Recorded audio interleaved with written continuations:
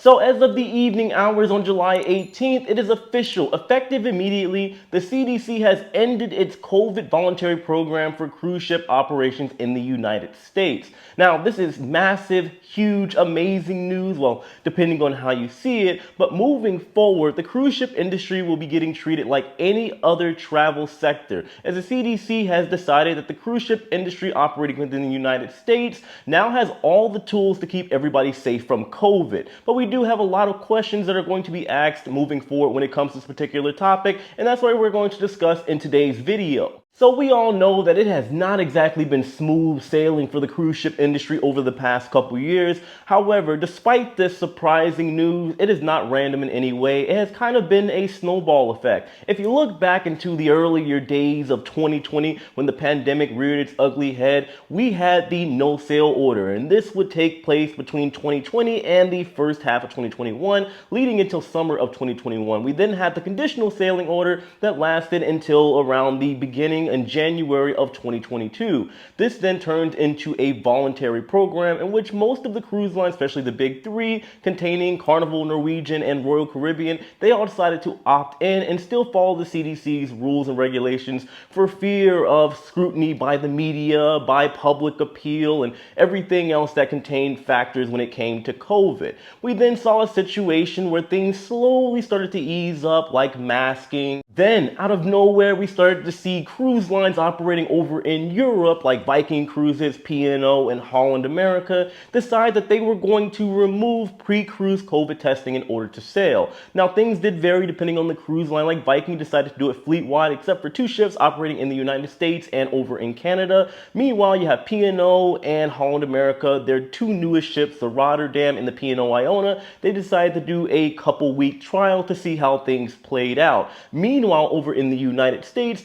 due to the CDC, which was the catalyst for everything, coming out and saying that American travelers that decide to travel abroad over to another country and then come back no longer have to present a negative COVID test to re-enter the United States so long as they were traveling by air. This prompted cruise lines like the Big Three, as well as CLIA, the Cruise Line International Association, to contact the CDC and ask them to re-evaluate the COVID protocols for cruise ship operations, as they believe they should be treated like every other travel sector. This brings us to the big news that we saw yesterday, with the CDC announcing that they're ending their voluntary COVID program. Now, naturally, this is going to raise some big questions, primarily around three main topics. But overall, we are going to ask, what are we going to sail into next for the cruise ship industry, and how are we going to get back to normal? So we want to know what's going to happen next for masking, vaccination, and of course pre-cruise testing. When it comes to masking, well, we don't really see them anywhere anymore on board cruise ships or in terminals and on airlines. However, if there is a significant number of positive COVID cases, we have seen cruise lines re-adopt the masking policies on board. Now, when it comes to vaccination, we know that hasn't gone away. However, pre-cruise testing, on the other hand, well, it's kind of scattered across the globe, but like I said earlier, there are some cruise lines that are deciding to do away with the pre-cruise testing. And that seems to be the overall argument that a lot of people are making now. Pre-cruise testing is useless and it's no longer necessary. It's not viable. It doesn't really do much of any good, except put people in a state of fear because they are worried that they are going to test positive right before their cruise and have to deal with a bunch of complications. Now, I have seen a couple quarrels and arguments as far as what should be the first to go. Will it be vaccination or will it be pre-cruise COVID testing? And I've seen valid points and arguments on both sides. When it comes to pre-cruise testing, we know that there are false positives. We know that there are false negatives. Even on my cruise that I just took on Virgin Voyages to Scarlet Lady 2 weeks ago, people that I was with ended up testing positive. Now, I want to be clear, I've also gotten tested. I tested negative. I've been 4 countries over the past week or so I know for a fact that I'm negative. But when it comes to the vaccination policies, there is a piece of our chunk, rather, of people that are not vaccinated, and they want that to be done away with because their argument is that, well, even if people are vaccinated, they're still getting COVID. However, when it comes to vaccination, there is the statement that if you are vaccinated, especially if you are boosted, if you happen to test positive for COVID, your symptoms are going to be less severe and you have a significantly less chance of having to go to the hospital or death. Now, I do think we all can agree that the most likely scenario is that the pre-cruise testing is going to get nixed first.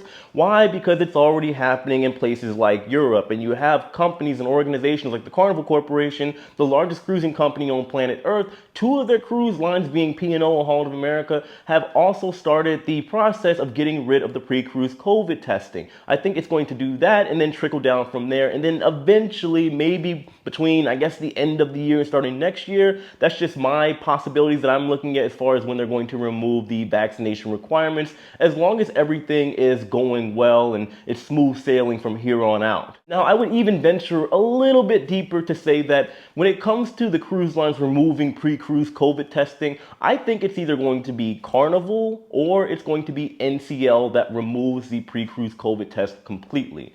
Why? Because again, you have P&O and Holland America that are already testing those waters as of right now, and they seem to be sailing smoothly so far. P&O on the Iona, they have a 5-week trial, and then on Holland America, the Rotterdam, they have a 3-week trial, and so far we haven't heard any issues coming up. But I would also say NCL because at one point they had the strictest rules and regulations when it came to COVID, and every time things started to change, NCL would pop up literally out of the blue and decide to change their rules and regulations, so they could surprise us. However, Royal Caribbean, they do have a massive audience with a big family, and who knows, their base altogether could decide, well, this is probably the best thing. They could be doing polls or whatever right now, evaluating the situation, and they could all be first. But my guess is going to be either the Carnival Corporation or it's going to be NCL that decides to make the first move out of the bigger cruise lines in removing pre-cruise COVID testing and eventually work down to the vaccination requirements. Anyway, that's all we got. I do, of course, want to hear from all of you. What do you think about this particular situation?